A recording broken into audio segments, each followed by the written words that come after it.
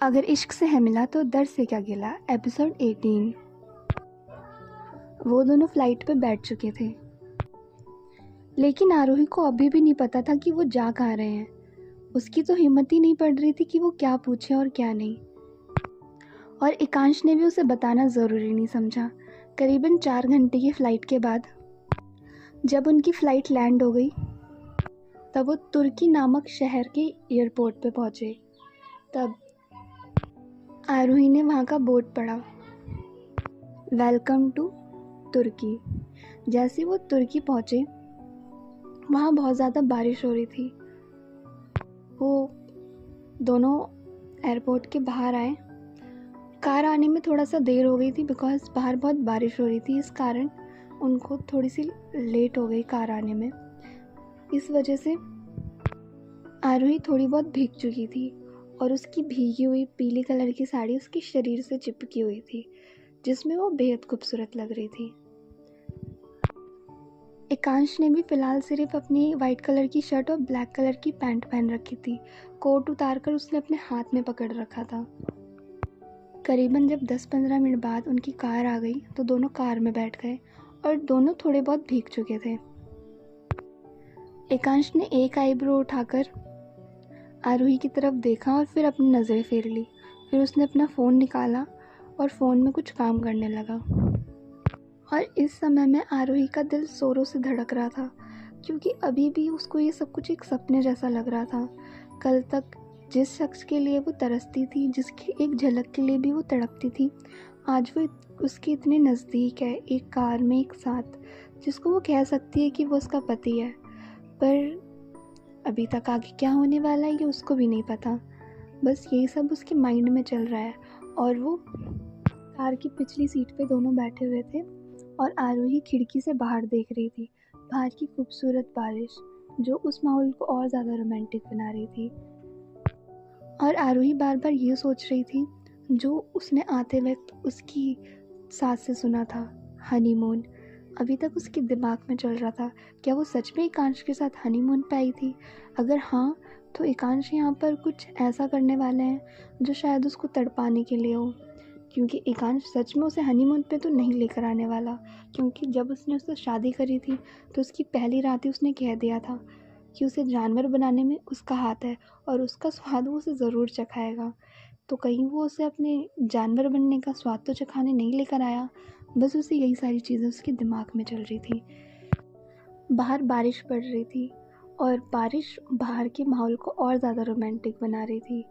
अंदर भीगी साड़ी में आरोही बहुत ही ज़्यादा खूबसूरत लग रही थी और वहीं वाइट शर्ट में एकांश भी बहुत हॉट लग रहा था। बारिश बाहर के माहौल को और ज़्यादा रोमांटिक बना रही थी। अंदर पीली साड़ी में आरोही बेहद खूबसूरत लग रही थी और एकांश भी वाइट शर्ट में काफ़ी ज़्यादा हॉट लग रहा था। दोनों की जोड़ी को देखकर कोई भी कह दे, परफेक्ट कपल्स।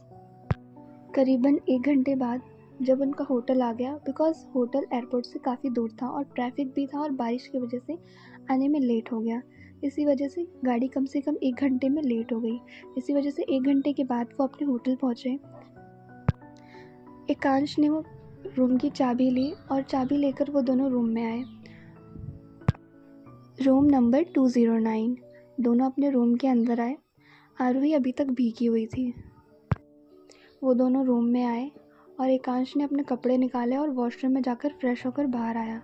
और आरोही को तो समझ ही नहीं आ रहा था वो क्या करे और क्या नहीं, क्योंकि वो अभी भी बहुत घबराई और बहुत ज़्यादा पैनिक थी। उसे तो कुछ समझ ही नहीं आ रहा था। बस टेंशन में वो अपनी उंगलियों को अपनी उंगलियों से चिटकाई जा रही थी।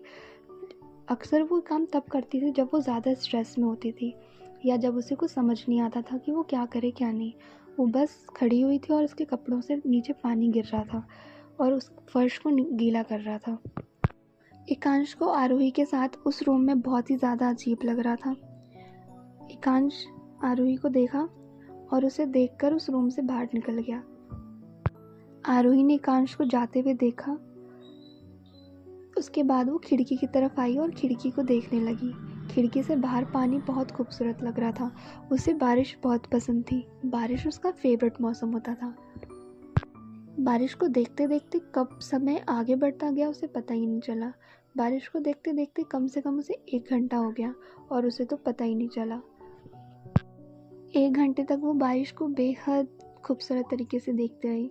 उसने अपना हाथ आगे किया और बारिश के पानी को फ़ील करने लगी।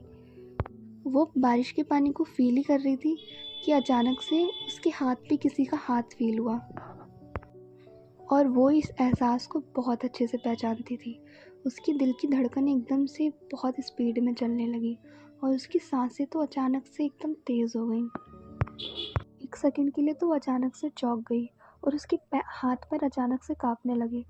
तो उसने अपनी कमर पे किसी का टच फ़ील करा और अपनी नेक पर किसी की गर्दन। एकांश उसकी गर्दन पे धीरे धीरे अपने होठों को मूव कर रहा था। आरोही की जो जैसे दिल की धड़कनें ही अपनी स्पीड छोड़ने लगी हों और आरोही की सांसें एकदम से तेज़ हो गई और उसने अपनी आंखें झटके से बंद कर ली। उसे तो समझ ही नहीं आया कि एकांश को अचानक से क्या हुआ और वो क्या कर रहा है। वो चाहकर भी उसे रोक ही नहीं पा रही थी क्योंकि एकांश की ये नज़दीकियाँ उसे और ज़्यादा एकांश को महसूस करने के लिए रोक रही थी, क्योंकि जिस इंसान से वो प्यार करती आज वो उसके इतने नज़दीक था। उसके लिए तो दुनिया की सबसे खूबसूरत मोमेंट था जिसे वो चाहकर भी नहीं रोकना चाहती थी।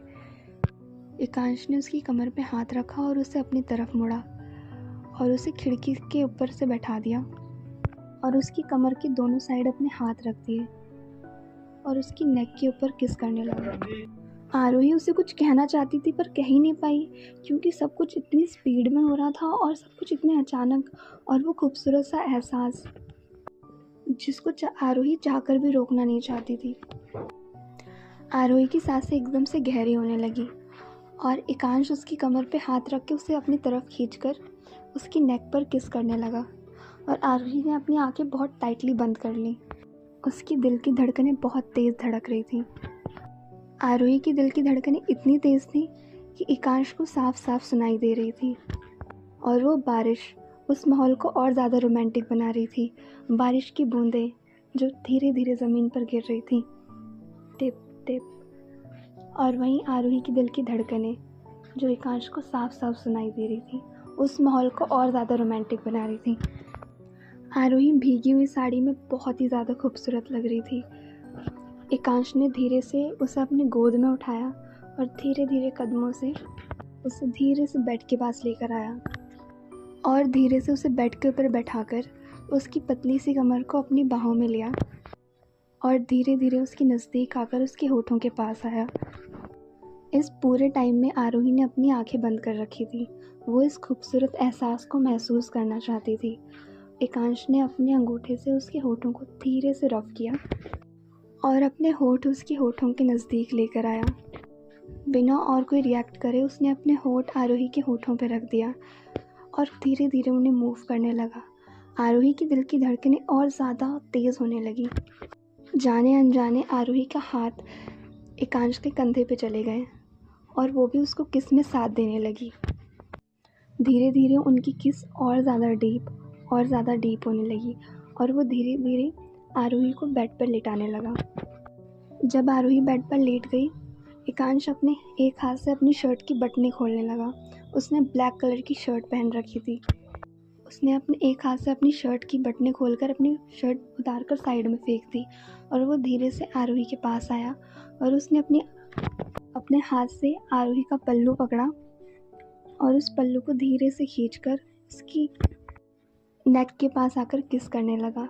जहाँ जहाँ वो किस कर रहा था वहाँ वहाँ उसकी लव बाइट के निशान आ रहे थे।